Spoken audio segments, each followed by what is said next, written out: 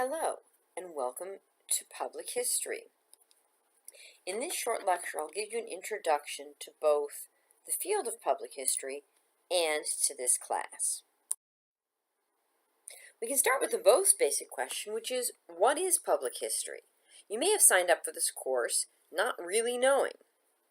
Public history is a catch-all phrase that's used to describe history that is produced for a public audience. This is public not compared to private, but rather public as compared to academic. So people who teach history, like I do, in a university or even in a K-12 setting, would not be considered public historians. But people who produce history for a general or public audience would be. And this history can be provided in a variety of formats. It may be that someone is creating historical markers or monuments, a topic we'll look at later this week. They may be producing history and preserving history in museums or in archives or at historic sites. They may be producing forms of media like films or TV. They may be writing historical fiction. They may be keeping the history of a business or using history in business advertisement, or much more.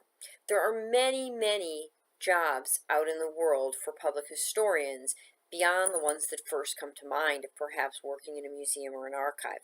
And we're going to look a little at most of those during the course of this semester. So who are public historians? Well, certainly museum curators, the people who take care of collections and exhibit them at museums, would fall into this category, as would archivists who work with two-dimensional objects. Living history professionals who reenact historical events or time periods are public historians as well. There are also authors and filmmakers and writers of all sorts. There are historical preservation experts who help to preserve the buildings and landscapes around us and write preservation nominations. There are cultural resource managers who work with nonprofit and for-profit companies to make sure that things of historical importance are not destroyed as an area develops. And there are historical archaeologists. We're going to meet a number of these professionals during our guest lectures so that besides learning from me, you can talk to people who actually work in these fields and see what their careers are like. And what do these historic public historians do? Some of them collect and preserve objects or archives in museums, in archives, or in manuscript collections. Some of them work on things like exhibits, putting together displays to teach the public history using three-dimensional and two-dimensional objects. Some people reenact history. They might run a historic farm or work as a blacksmith. They might produce history in, as I've mentioned, a variety of formats. And they may even help to develop public policy as it relates to things like historic preservation. One of the things that makes public historians so different from academic historians is that public historians often work as part of a team. When an academic writes a book, they almost always work alone, but when a public historian creates, say, an exhibit, they may be working with educators, designers, and fabricators, a whole team of people. So cooperative working or teamwork is much more common in public history, as is the use of less traditional sources, including buildings, landscapes, objects, and oral history. Public history then requires different training and skills than traditional academic or educational history. Now this week you had one reading on the functions of public history, and I hope from that reading you got the idea that there are many reasons in which people engage in public history.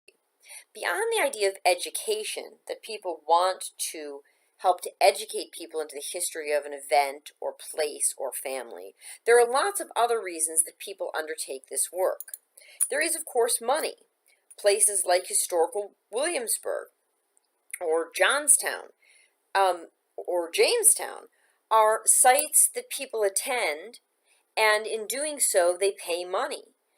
So history can involve money, and certainly best-selling historical novels or popular historical films can make a lot of money as well. Public history also relates to our sense of nationalism. History is preserved and stories are told to create a sense of patriotism or connection to the nation. And this is true not only in the US, but as you'll see in this week's discussion, in other countries like the film industry in China. Public history has the power to memorialize, that is, to celebrate certain people. And so many people, including genealogists and family historians, become engaged in public history because they want to tell their own family story or build a monument to celebrate their own family's past. In this way, public history can give order and a sense of belonging within a community, making some stories and some people important or key. But as the article warns you, public history is also a way of blocking the history of others from view. The stories that are told become the shared history of the community, and those that are ignored often fade from memory. For this reason, history is incredibly powerful. The stories we choose to tell or don't tell shape our national image, our policies, and our memories. And it's that idea of power that we want to particularly think about not only this week, but throughout the course. Speaking of the course, how does this course work? Well, each week under the Content tab, you'll find an introduction, like the one you're in now, that tells you what you need to do for the week. Often in that same section, there will be scanned-in readings that you need to do or a reminder of textbook chapters you should read. Some weeks we have online discussions of articles. That's the case this week. When you go over to the Communication tab under Discussion, you'll find a few short articles to look at and we'll have a written discussion. Some weeks we have labs. Those are your chance to get sort of your hands dirty, to get your hands onto some public history practice. In this case, this week, we're going to be looking at historical markers and thinking about what deserves to be commemorated in this state. Several weeks we're going to have guest speakers, people who work in the field who are going to come talk to you about their education and their experiences. And after those speakers, you'll either watch live or record it after the fact, you'll need to write reflections. There's also the requirement of volunteer hours. You have the chance to volunteer in the university archives or on several other projects this semester. Or if you're an off-campus student and don't come to Cal, you and I can talk about other ways in which you can engage in public history volunteer hours. And finally, there are exams, written exams, that will be turned in through D2L. As I mentioned this week, every week is a little bit different, and so you're going to want to always check the introduction for a list of information of what you need to do.